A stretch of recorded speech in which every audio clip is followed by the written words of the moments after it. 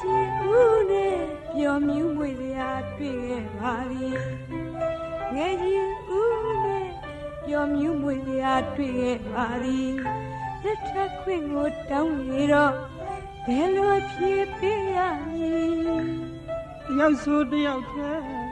ချစ်မြဲချစ်မိပါပြီအစင်မပြေတော့လောကမြင်မဟီအောင်မြင်ခြင်းကင်းခဲ့ရသည်အခုမှရောစရာကြုံရပြီ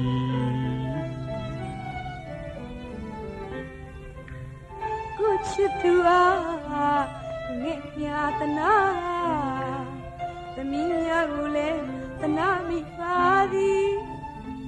သူတို့လေးတွေစိတ်ချမ်းသာစေမောင်ကိုလည်းစိတ်ချမ်းသာစေမည်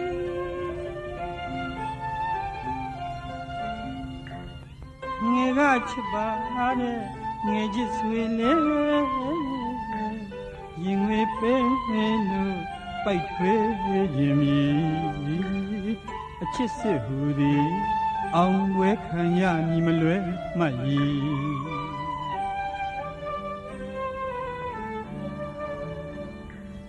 ရှိကံနိဗ္ဗာန်ဖြစ်မှာ